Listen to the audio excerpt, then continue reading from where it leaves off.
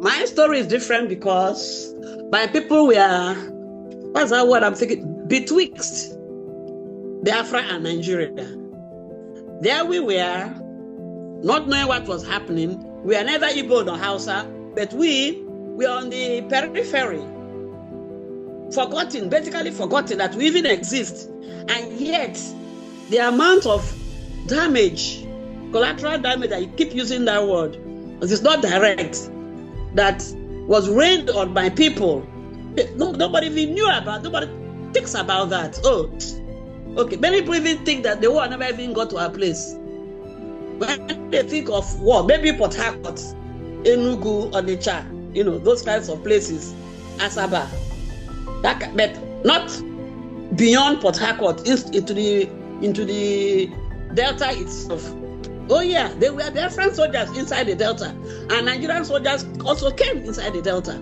But people were perplexed. Which way do we go? If you turn Biafra, you are if you support Nigeria, you are a saboteur. If you support Biafra, you also a saboteur to the other side. So we didn't know which way to turn. We didn't benefit from any side. So we are just like in the middle, squished, or squelched, just and forgotten. So this is an attempt to say, hey, wait a minute. We may not do the big words, but we suffered for it. We were affected heavily by what happened. So it's a different way of looking at, the consequences of the war. And that's why I say, when war happens, collateral damage is just humongous. People don't even think about it. You bomb a house, you believe it's only the house you are bombing. But many people live in that house. People walk there, they live there. Maybe there's a school building next to it, maybe there's a church. You've destroyed the lives of the whole community by bombing only one building. And that's what happened to us. With the Ojukwu and Gowon fighting their fight, you would think it wouldn't come to us. No, it came to us in a very bad way. So somebody needs to say, hey, we are here. And I hope this book tells that story, that there are people hidden in the Niger Delta who suffered heavily on both the Nigerian side and the Biafran side. We are in between. We know which way to turn. We are confused.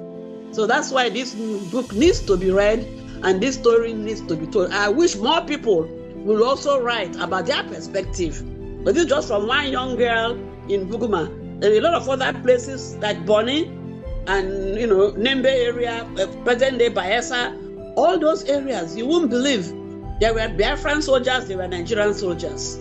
And I wish a Nigerian soldier who was sent to those areas would write about his experience. It would be different from the Nigerian soldier who was sent to Enugu. Very, very different. So that's what I'm saying. This book needs to be read. It needs to be discussed.